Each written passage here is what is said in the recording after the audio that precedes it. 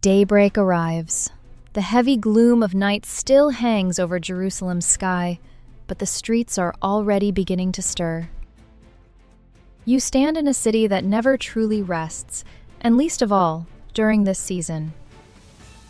As you head down a narrow lane of limestone, the cool Mediterranean spring breeze brushes against your face. Scents pour in from everywhere, an inseparable fusion of timber, spices, sweat, and something warm, vibrant, almost primal. There were sheep everywhere, thousands of them.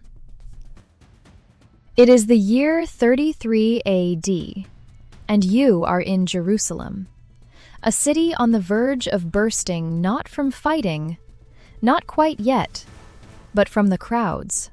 During this season, Jerusalem's population is thought to normally sit somewhere between 50 and 80,000.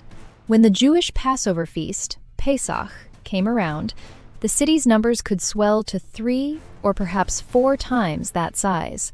Travelers from all over the Mediterranean world made their way here on foot, on donkeys, and in caravans. They journeyed for weeks across deserts and mountains just to be in the city during that one particular week. People from Galilee in the north, Jews from Babylon, merchants out of Egypt, entire families from Syria, every single one had the same goal: the temple. But what exactly was happening in this place?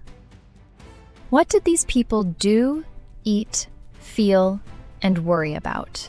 What was it actually like to be in Jerusalem for Passover, in the very year the Gospels say Jesus of Nazareth was crucified and raised from the dead? You might be taken aback. The biblical Passover was nothing at all like the version most of us have in mind today. Just for a moment, push aside the soft imagery of Renaissance paintings, the calm tables, the golden cups, the bread on crisp white tablecloths. What took place in Jerusalem that week was something infinitely rawer, more physical, and more disturbing. At the same moment, it carried a depth of human experience beyond anything any painting could ever show. It was a celebration built on memory and blood, on freedom and sacrifice, on shared joy and personal terror. It was all of that, all simultaneously. We should begin at the true starting point, which is actually much earlier than your arrival at the city. Suppose you were a Jewish pilgrim from Galilee, the region Jesus and most of his followers came from. You'd have traveled 140 kilometers on foot. The trip might last anywhere from 3 to 5 days. On the road, you'd carry supplies on your back or load them onto an animal food, spare clothing, and probably a lamb. The lamb had to be a young male with no defects, carefully picked out 10 days prior to the festival. Just as Moses' law in Exodus specified, that animal would stay beside you while walking and sleep alongside you. It would share the same food you ate. Then, on the 14th day of Nisan in the afternoon, you'd give it to the priest for sacrifice. Pause and consider that for a moment. For 10 days, you lived with an animal that you personally selected. You devoted 10 days to nourishing and caring for that animal, only to surrender it. That wasn't coldness, it was quite the opposite. At the festival's core lay the acknowledgement of freedom's price and the preservation of that memory.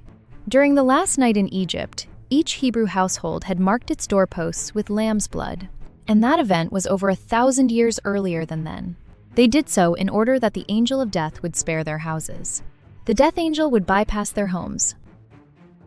Passover was no vague ceremonial remembrance. It was a yearly replay of survival, and the city was fully aware of that. In the final kilometers before Jerusalem, you were hit by an incredibly vivid sight. Bathed in the afternoon sunlight, the city's walls were constructed from white limestone, a material the Romans referred to as melech. Herod's temple towered at the very center of it all, commanding the skyline with an almost inescapable presence. This was no small, unassuming temple as many people picture. It was a huge, far-reaching architectural complex. The Romans themselves counted it among the wonders of the ancient world.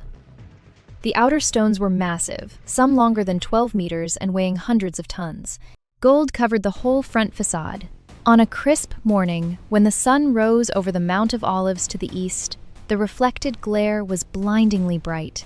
The historian Flavius Josephus said that anyone attempting to look straight at it had to turn away, as though staring into the sun. If you walked into the city carrying a lamb, the buildings threw your own reflection right back at you.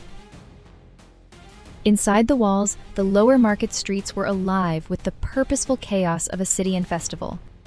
Merchants stocked every pilgrim essential: olive oil, bitter herbs like horseradish and wild endive, unleavened flour for bread, and wine. Money changers took over every corner, for the temple tax had to be paid using a single currency, the shekel of Tyre. Travelers from abroad came with Roman denarii or Greek drachmas, and all of these had to be exchanged. This is precisely the scene the Gospels portray. Jesus, just days before his death, comes into the temple and upends the tables of the money changers. What resembled a sudden flare of anger was truly a calculated blow aimed at the festival's economic center. Yet an even more astonishing sight awaited visitors inside the temple courtyard. You move through the gate into the temple's outer court, the area named the Court of the Gentiles. In an instant, your senses are deluged with sounds, smells, and movement. Almost overwhelming. Hundreds of priests, all in white, move with flawless precision among the marble columns. Levites chant the Hallel aloud, a collection of psalms spanning 113 through 118. The stone walls send their voices echoing upward into the balmy afternoon sky. Harps, flutes, and silver trumpets performed, yet the sound was like nothing on earth you'd ever encountered.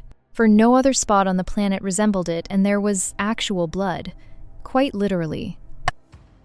Between the afternoon hours and dusk on the 14th of Nisan, the priests ritually slaughtered the lambs that pilgrims had brought. The ritual is depicted by Flavius Josephus with a precision that is almost disturbing. He reports that in AD 70, just before the temple was destroyed, over 250,500 lambs were recorded as slaughtered during one Passover, this very one. And even if that figure is inflated, which some historians believe, the sheer scope was enormous. The priests operated in 3 rotations, with each team taking its turn while the others withdrew. Blood was gathered in basins of gold and silver, and then handed along a human chain to the main altar. It was then spilled at the bottom of the altar. Under the courtyard, stone conduits had been constructed to carry the blood downward to the Kidron Valley. All of this occurred in the same courtyard where, only a few days earlier, Jesus had taught the crowds. According to Luke, this was the very temple in which Jesus had been presented as an infant decades before. Passover wasn't merely the setting for the narrative. Easter itself was the narrative. And now we reach the moment that alters everything. Think about the disciples' emotions during that week. They were Galileans, rural people, fishermen, and tradesmen who had come up to Jerusalem alongside the pilgrims. For most of them, this was likely one of the rare occasions in their lives that they had ever visited the capital city. Jerusalem was larger, louder, more Roman, and far more overwhelming than anything they had previously experienced. And their master had only just made a dramatic public entry that rattled the whole city.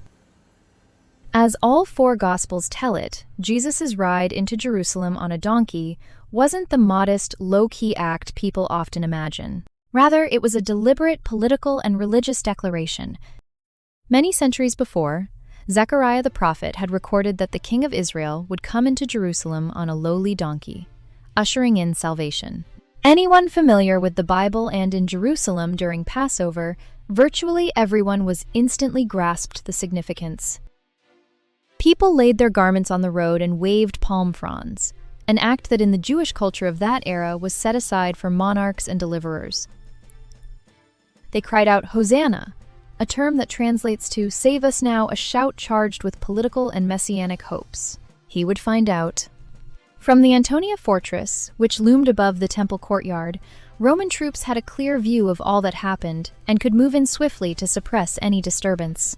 The Passover festival was exactly the time when disorder was most probable and rebellion was most feared. The soldiers kept watch from above, observing everything and staying alert. For Rome, the Jewish Passover was a source of deliberate, controlled strain, nothing more and nothing less. Normally, the Roman governor resided in the seaside city of Caesarea Maritima. However, when Passover came, he transferred to Jerusalem not out of piety, but purely as a safety measure. The governor, Pontius Pilate, in AD 33, did exactly the same thing. He stayed within the city walls, and his troops were stationed there as well. They were aware that the festival the Jews observed was, first and foremost, a commemoration of their freedom from the tyranny of an outside empire. Egypt belonged to ancient history. Rome was the reality now. That parallel was plain to everyone, and it is within this framework that the Last Supper needs to be seen. The dinner called the Last Supper was, in fact, a Seder, the traditional Passover observance. The Seder followed a time-honored pattern, a set order that each Jewish household observed with care. 4 cups of wine were part of the ritual, each standing for one of the 4 pledges of deliverance that God gave to the Israelites in Egypt. As the book of Exodus recounts, unleavened bread also played a role. That bread signified how rushed the departure was, since they couldn't pause long enough for the dough to rise. Bitter herbs were laid out a mirror reflecting the bitterness of oppressive servitude.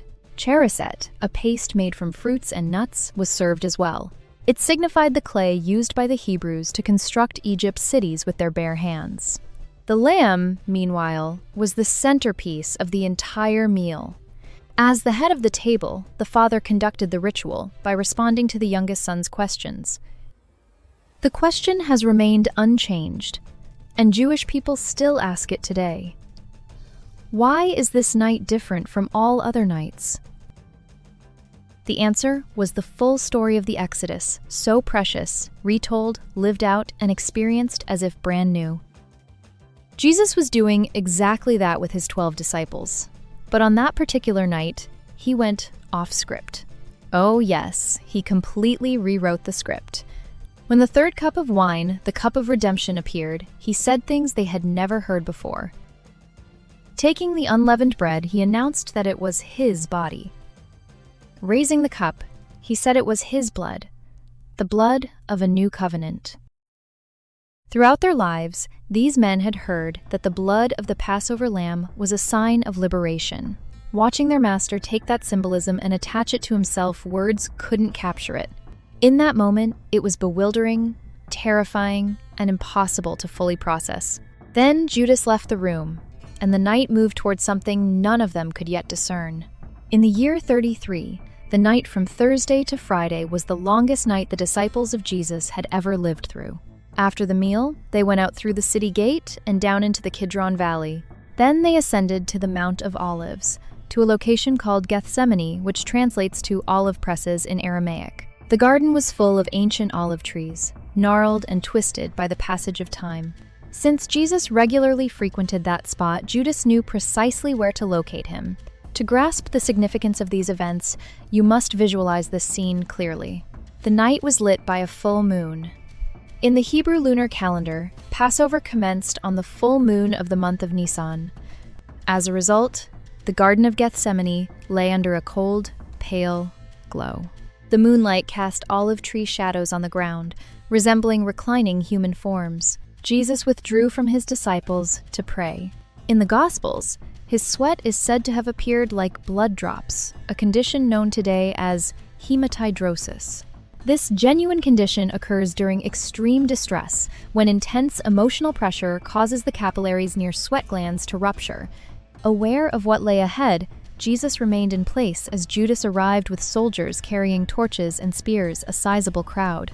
John refers to a military cohort, which technically numbered around 600 soldiers. Scholars commonly suggest that the term carried a broader meaning, indicating a considerable armed force. In fact, the apprehension of Jesus was far from discreet. It was a joint nighttime security raid by the temple leadership and the Roman garrison, staged at the climax of the year's most volatile week. Jerusalem was packed with pilgrims, where the faintest spark could ignite a massive blaze. Drawing his blade, Peter sliced off the ear of a servant belonging to the high priest. Jesus healed the wound with a touch, then gave himself up. The subsequent legal proceedings, actually a series of hearings, rank among the most examined events in ancient judicial history, with several trials back-to-back. Jesus was first led before Annas, the ex-high priest who retained significant political influence. Afterwards, he was taken before Caiaphas, the current high priest. Convening the Sanhedrin at daybreak was, in itself, a blatant violation of Jewish law. In capital cases, Jewish law explicitly prohibited trials held at night. Jesus was then taken to Pilate, and Pilate referred him to Herod Antipas. Herod, the ruler of Galilee, was also in Jerusalem for the Passover, and he returned Jesus to Pilate. Everything happened between sunrise and mid-morning. The rapid sequence wasn't coincidental. This was deliberate urgency. The religious leaders who were determined to have Jesus executed knew time was running out. Had the execution not taken place before sunset that Friday, when Passover officially started, it would have had to be delayed. Any postponement would allow the pilgrims, who regarded Jesus as a prophet, time to respond. An uprising might erupt, and Rome could interfere in unforeseeable ways. Pilate was hesitant.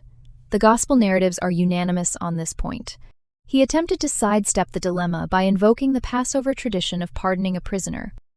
He presented two options: Jesus or Barabbas, a rebel and a killer. The crowd picked Barabbas. At this juncture, the narrative should give us pause and keep us from romanticizing it. The people who cried Hosanna during the triumphal entry a few days before were chiefly pilgrims from Galilee. They had arrived alongside Jesus, or because of him.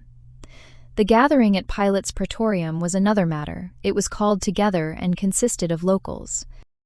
It was directed by religious authorities who possessed the ability and resources to rally supporters at short notice. This wasn't the same crowd shifting its opinion. It was a different group, in a different location, at a different moment.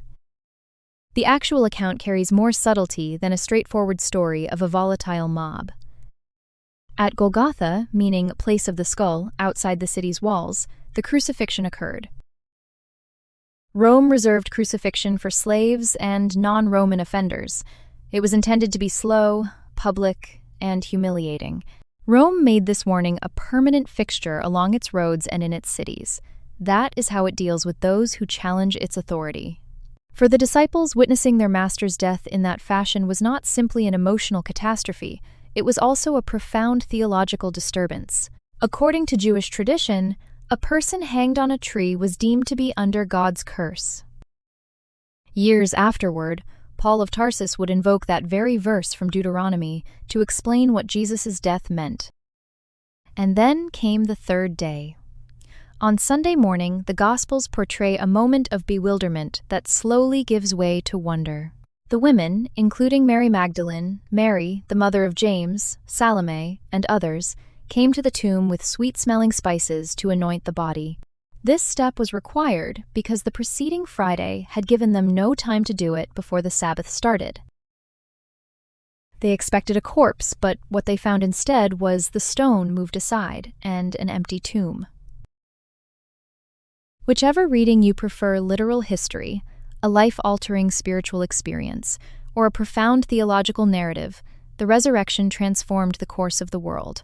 Only a tiny number of events in human history can be compared to it. In under 300 years, the new faith born during that Easter week in Jerusalem reached every corner of the Roman Empire. It expanded into Africa, Asia, and up to the frontiers of India.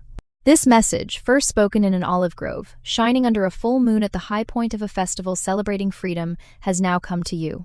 Passed on by poor men and women with neither political power nor armed support, it reaches you today, 2,000 years of history later.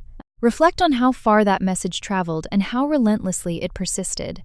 Examined with clear and candid eyes, what the biblical Easter teaches us goes far beyond the boundaries of religion. It speaks about the power of collective memory as a survival mechanism. It speaks about how the oppressed create rituals to prevent themselves from forgetting their origins, as well as their destination.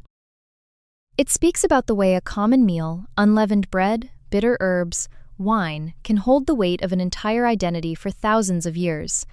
It speaks about how tales of liberation resonate in a way that crosses all boundaries of culture, language, and time.